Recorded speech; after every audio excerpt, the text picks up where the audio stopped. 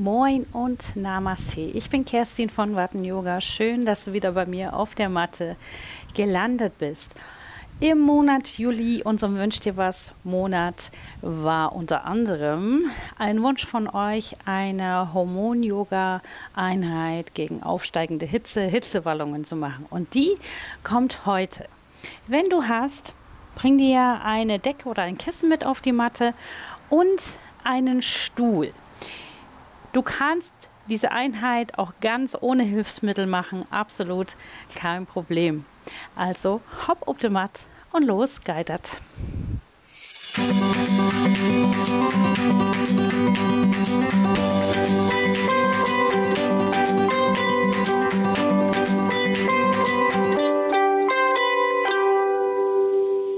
Ihr seht, auf meiner Yogamatte raucht es heute ein bisschen, und zwar habe ich mir ein Räucherstäbchen angezündet. Das ist weißer Salbei. Wenn ihr gern Yoga mit einem Duft zusammen praktiziert, kann ich ihn euch nur empfehlen. Er ist sehr unaufdringlich und passt hervorragend zu unserer Einheit heute, denn er wirkt harmonisierend, beruhigend. Stress wird durch den Duft abgebaut. Zudem wirkt er reinigend, klärt den Geist und wirkt stimmungsaufhellend. Also alles, was man in den Wechseljahren gebrauchen kann. Ich stelle ihn erstmal zur Seite, so ein bisschen. Er soll ja nur ein Bekleider sein. Und dann können wir schon mal, wenn du hast, auf der Decke Platz nehmen im Schneidersitz. Denn wir beginnen mit einer Atemübung. Und diese Atemübung heißt Chandra Bedana, auch als Mondatmung bekannt. Und auch diese Atmung eignet sich sehr gut, wenn du unter Hitzewallungen, aufsteigender Hitze so ein bisschen leidest. Diese regelt deinen Puls, senkt deine Herzfrequenz, beruhigt deinen Geist und senkt deine Körpertemperatur. Dazu brauchen wir unsere rechte Hand. Es erinnert dich vielleicht gleich so ein bisschen an die Wechselatmung. Allerdings atmen wir nur durch das linke Nasenloch ein und aus. Deine linke Hand ganz entspannt auf deinem Knie ablegen. Die rechte Hand ist also dein Hilfsmittel. Du beugst deinen Zeigefinger, alle anderen Finger bleiben gestreckt. Schließe am besten die Augen und dann kommt dein Daumen zu deinem rechten Nasenloch und verschließt dieses durch leichten Druck. Und dann beginnen wir einen langsamen, tiefen Atemzug durch dein linkes Nasenloch einzunehmen. Wenn du oben angekommen bist, halte kurz die Luft an und dann lass den Atem wieder aus deinem linken Nasenloch ausströmen. Wieder langsam einatmen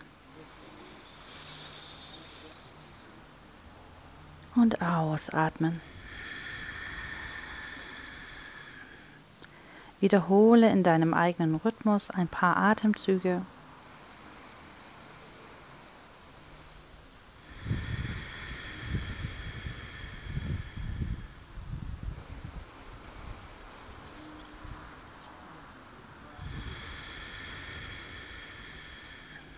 Sitze schön aufrecht, ganz gerade.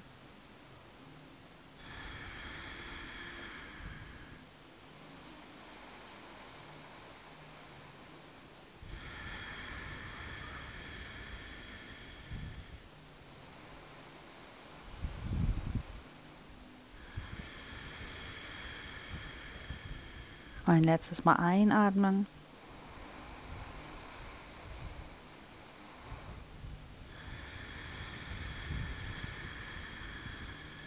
Bring deine Hand zu deinem Knie, lass die Augen geschlossen und nimm durch beide Nasenlöcher einen tiefen Atemzug ein und wieder aus.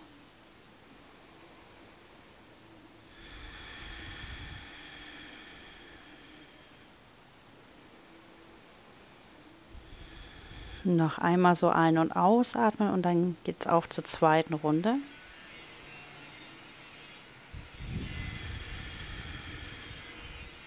Verschließe wieder dein Nasenloch, beuge deinen rechten Zeigefinger und atme tief durch dein linkes Nasenloch ein Halte an der Spitze und atme wieder aus. Wiederhole noch ein paar Mal in deinem Rhythmus.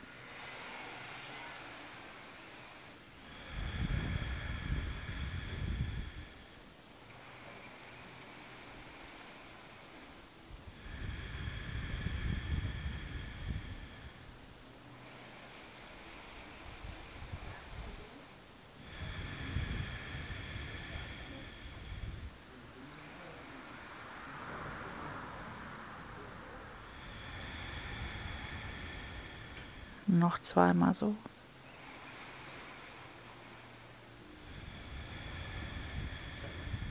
Noch dreimal so.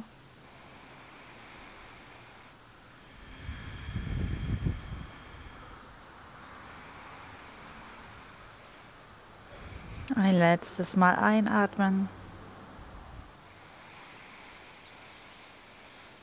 Und ausatmen.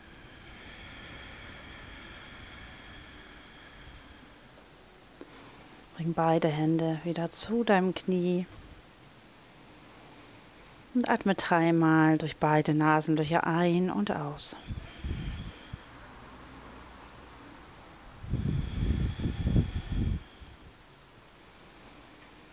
Und dann öffne gern deine Augen und komm mit mir in Rückenlage. Nimm deine Decke gern mit. Wir kommen in die halbe Kerze. Und du kannst dich mit deinem Kreuzbein auf die Decke legen. Richte ein bisschen auf, dass du wirklich gemütlich darauf liegst. Beide Füße stellen auf.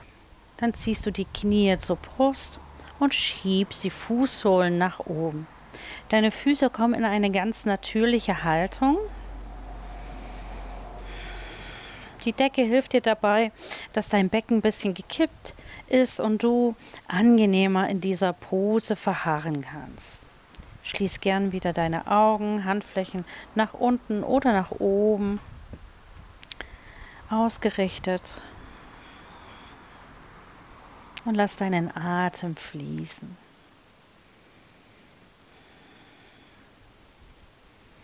Versuch die Beine so weit wie möglich zu strecken, aber so, dass noch eine natürliche Beugung vorhanden ist. Du wirst spüren, dass wir in dieser Einheit viele Umkehrhaltungen machen. Das liegt einfach daran, dass diese Umkehrhaltungen deinen Geist, deinen Körper beruhigen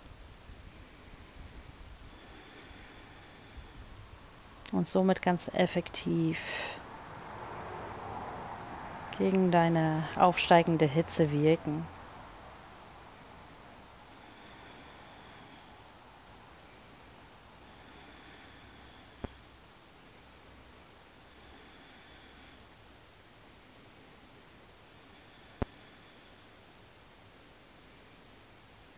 Noch ein paar Atemzüge hier in dieser Haltung.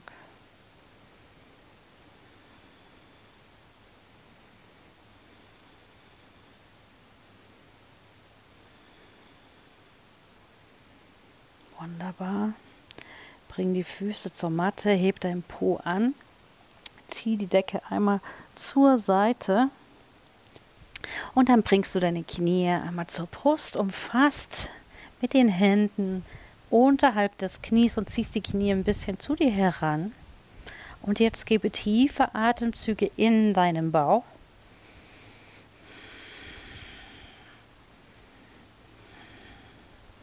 Wir wollen auf diese Weise ein bisschen deine Eierstöcke massieren, ein bisschen aktivieren.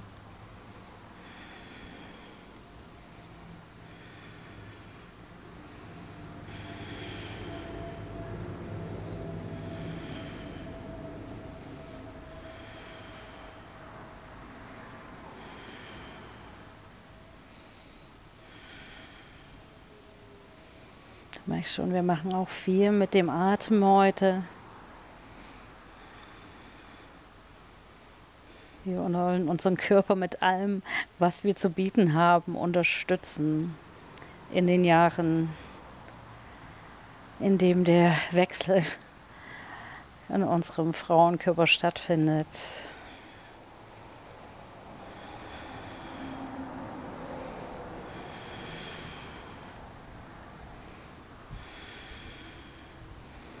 Wunderbar. Löse oder lockere den Griff etwas in deinem rechten Bein und schieb deine Ferse nach oben und dann ziehst du dein Knie Richtung Boden, aber an deinem Körper vorbei. Und dein linkes Bein streckst du nach vorn aus, hältst es aber in der Luft. Deine linke Hand kommt hier zu deinem Hüftbereich. Wenn du magst, leg deine rechte Hand auch auf den Boden ab oder behalte sie hier in deiner Kniekehle. Das ist vielleicht ein bisschen angenehmer. Und dann nehmen wir auch hier tiefe Atemzüge im halben Happy Baby oder in einer Variation davon.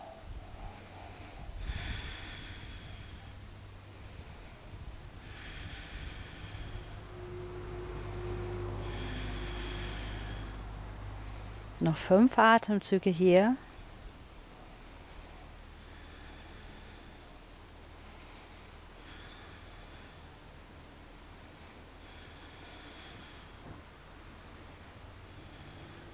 Dann beide Knie wieder kontrolliert zur Brust. Einmal durchatmen hier.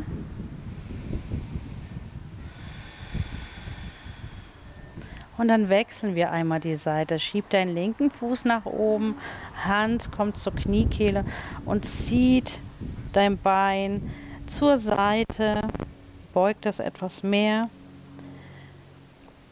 Und dein rechtes Bein streckt aus, aber du lässt es über der Matte schweben, deine rechte Hand hier zur Hüfte.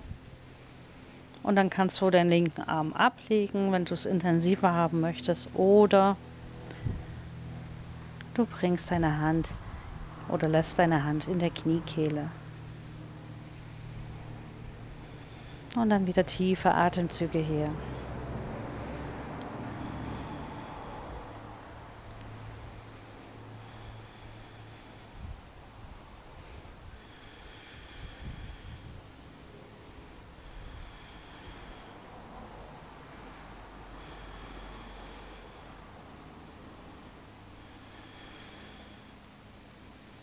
Noch 5 Atemzüge.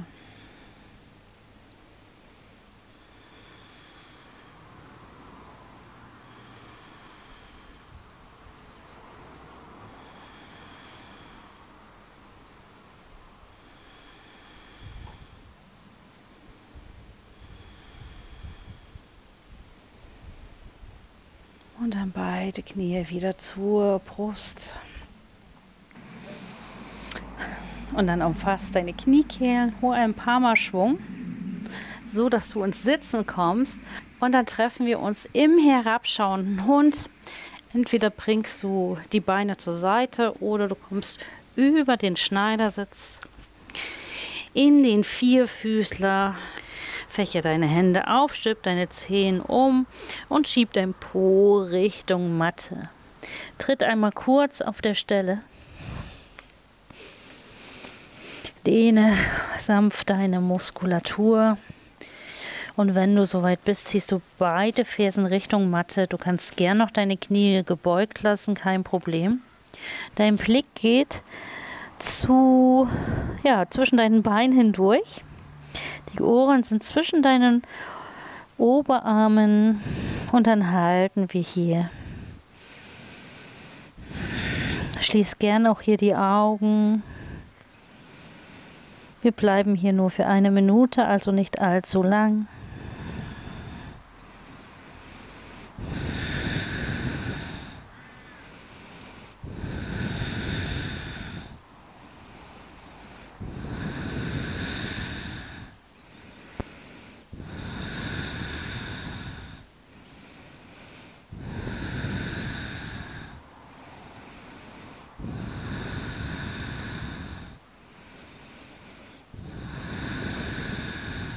Noch 3 Atemzüge hier.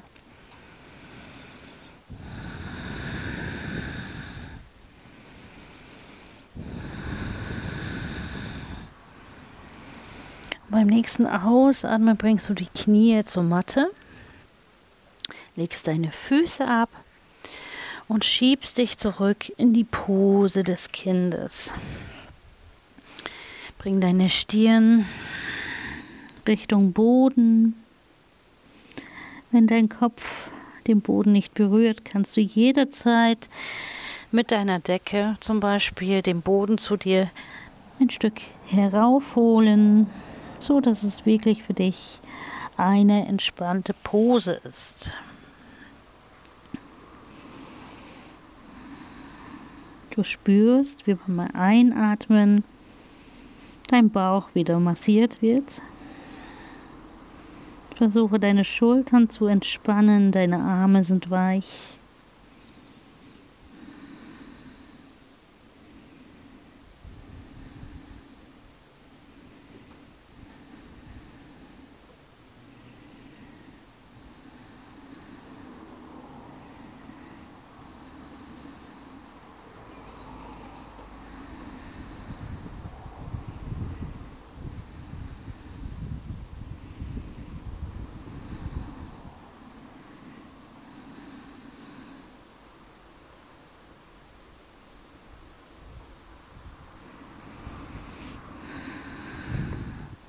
Drei Atemzüge noch.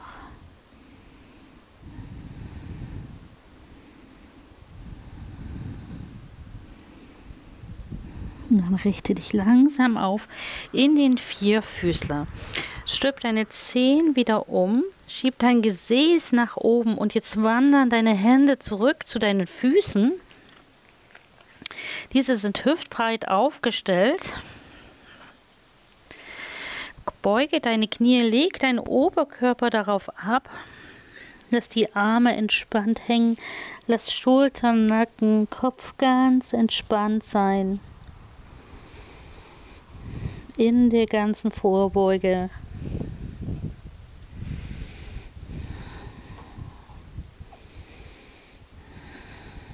Und atme ruhig und gleichmäßig hier. Auch hier kannst du gern wieder deine Augen schließen.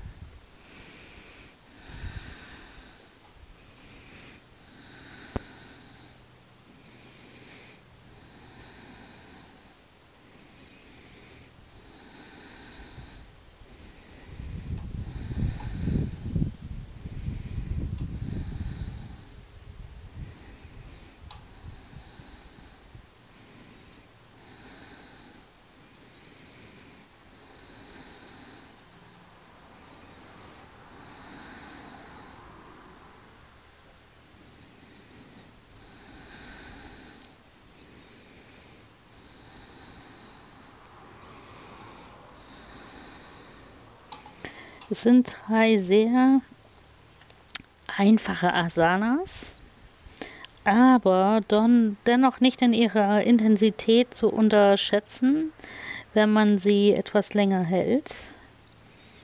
Wie ihr spürt,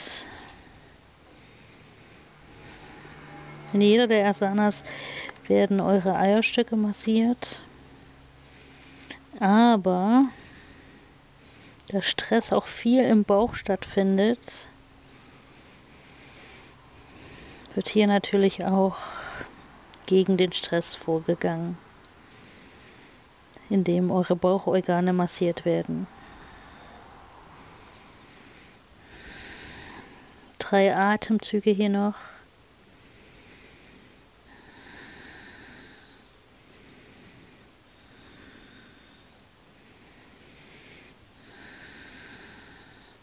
Und dann lass deinen Blick langsam wieder nach vorn wandern. Komm in den Vierfüßler zurück, schwing die Unterschenkel einmal zur Seite und begebe dich wieder in Rückenlage.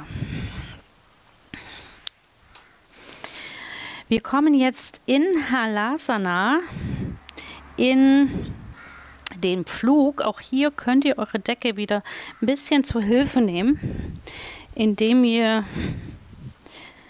sie wieder unter eurem Po bringt, und wenn ihr euch ablegt, sollte diese Decke unter eurem Kreuzbein sein, so dass es sich ganz gemütlich und nicht störend anfühlt. Wenn du schon Halasana länger praktizierst, kannst du natürlich gern, wenn wir unsere Beine gleich nach hinten bringen, deine Beine, deine Zehen auf dem Boden aufstellen. Für mich ist es sehr bequem, weil wir diese Asana ein bisschen halten. Wenn die Füße auf den Stuhl ablegen,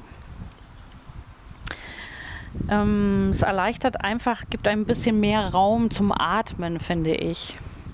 Ihr könnt das ganz in eurem Körper anpassen. Ganz wichtig ist, das Kinn etwas zur Brust zu ziehen.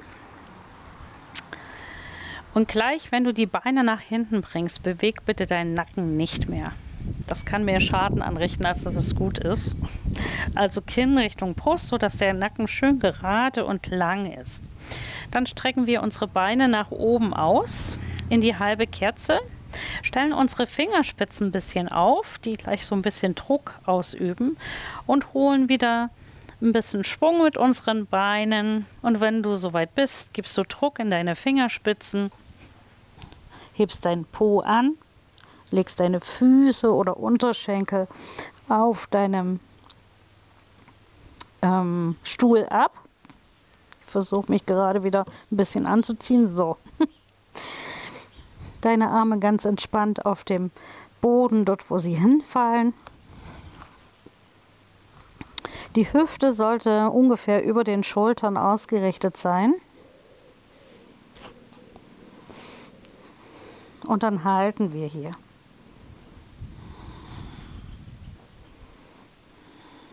Oh, wenn es schwer fällt, versuche deinen Atem fließen zu lassen.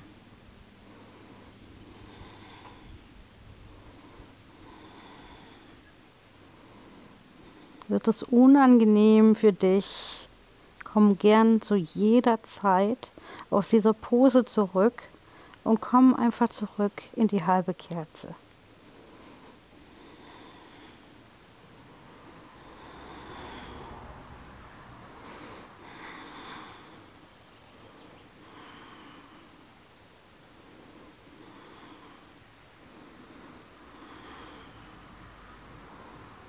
Noch 3 Atemzüge hier.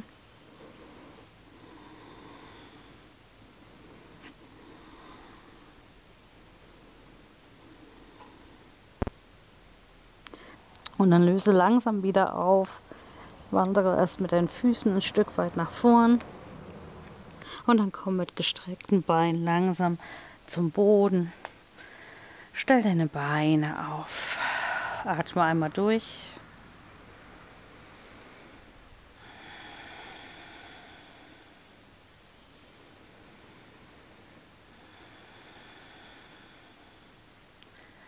Und dann bring deine Decke erstmal zur Seite. Wir kommen jetzt in ein paar Übungen, die uns wieder so ein bisschen strecken. Und zwar kommst du einmal nach oben in den Schneidersitz. Und aus diesem Schneidersitz heraus legst du dich wieder auf dem Boden ab. Kommst erst auf die Unterarme. Und dann bringst du die Arme gestreckt über den Kopf. Das neutralisiert unsere ganzen Vorbeugen und Umkehrhaltungen.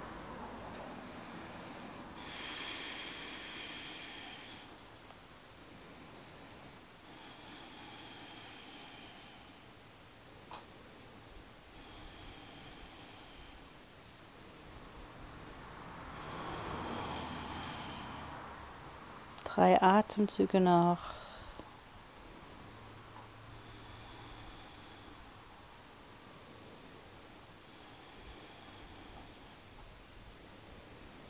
Wunderbar, bring die Arme wieder zurück, streck die Beine aus. Wir kommen jetzt in einige Variationen des Fisches, was auch unseren Nacken- und Schulterbereich wieder so ein bisschen regeneriert. Und zwar liegst du mit den Beinen zusammen, also ganz zueinander, auf dem Rücken deiner Matte. Und dann versuchst du, die Fersen in die Matte zu drücken und deine Zehen etwas auseinanderzuziehen, so dass deine Beine wirklich aktiv sind. Die Hände liegen ganz entspannt neben deinem Körper, Handflächen nach unten. Und dann drehst du erstmal deinen Kopf zur rechten Seite, also auf dein rechtes Ohr. Und bleibst so liegen. Die Beine sind aktiv.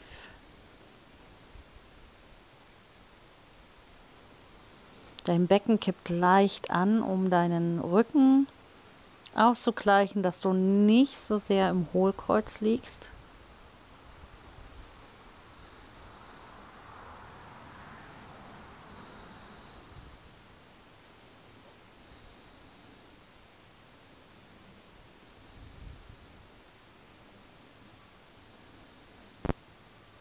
Und dann wendest du den Blick einmal zur linken Seite, kommst auf dein linkes Ohr. Der Rest des Körpers bleibt, wie er ist.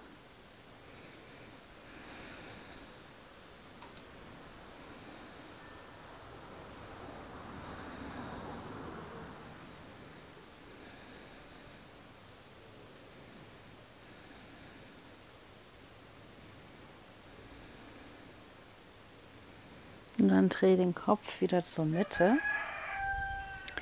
Heb deinen Kopf vom Boden ab und schau zu deinen Füßen. Halte hier.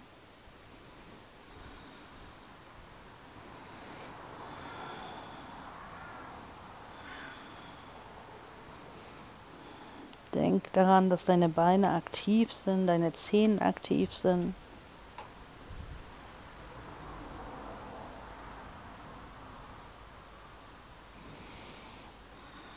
Und dann leg wieder ab. Bring deine Hände unter deinem Po.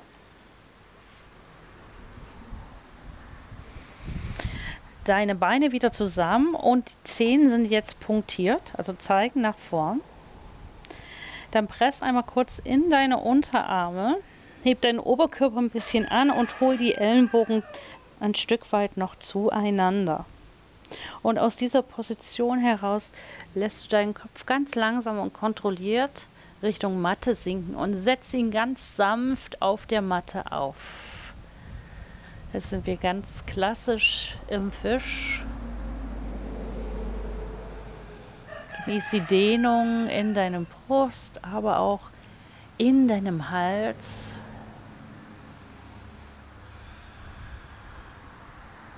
Genieße die sanfte Dehnung in deinen Hüften. Lass deinen Atem fließen.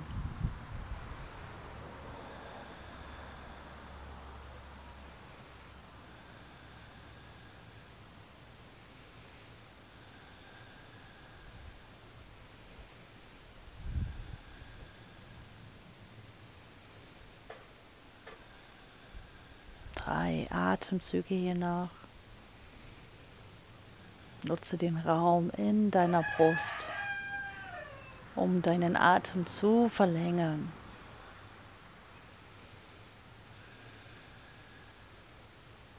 Beim nächsten Einatmen hebst du deinen Kopf wieder an, legst deinen Oberkörper lang.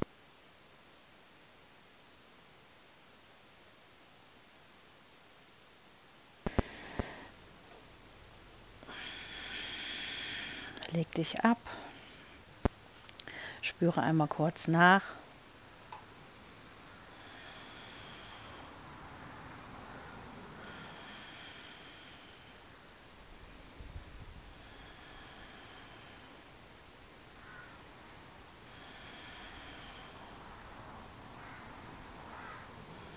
Und dann nimm nochmal deine Decke zur Hand oder versuche jetzt einmal hier die Knie zur Brust zu ziehen.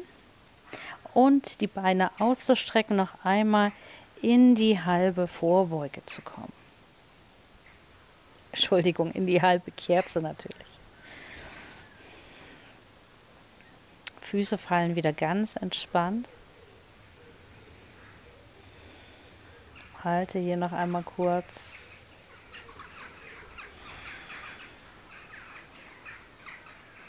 Ich komme mir ein bisschen vor wie im Film Die Vögel. Ich weiß nicht, ob ihr im Hintergrund das seht oder hört, dass hier ganz viele Krähen rumschwirren.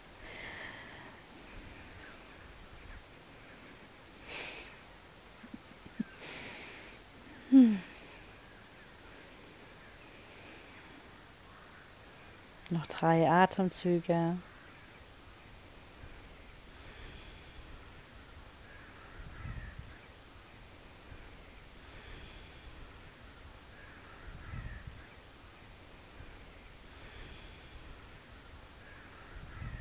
Und dann bring die Knie zur Brust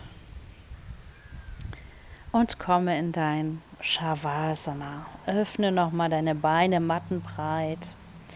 Handflächen zeigen nach oben, Schulterblätter ziehen leicht zueinander. Das Kinn nochmal zur Brust und wir atmen tief ein. Und beim Ausatmen lassen wir nochmal los.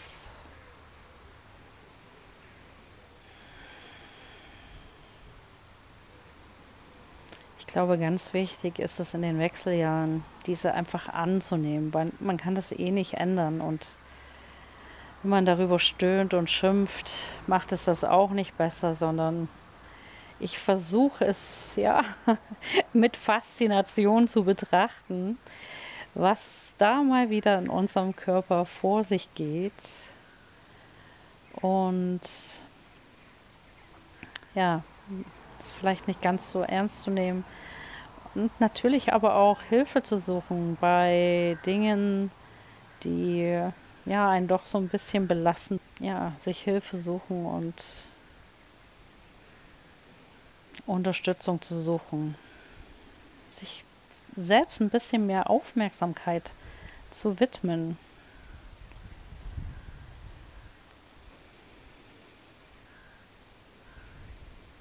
Und einfach auch Stress aus dem Leben zu nehmen. Das ist für mich so ganz, ganz wichtig im Moment. Vielleicht könnt ihr das nachvollziehen.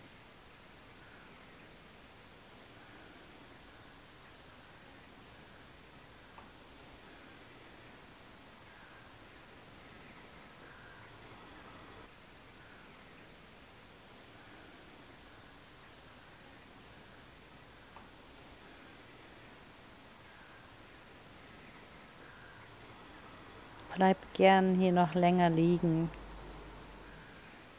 Schenk dir noch ein bisschen extra Zeit. Ich verabschiede mich schon mal still und leise von euch und hoffe, dass die Einheit euch ein bisschen unterstützen konnte. Ich freue mich auf das nächste Mal, wenn wir zusammen auf die Matte gehen. Bis dahin ein ganz liebevolles Namaste.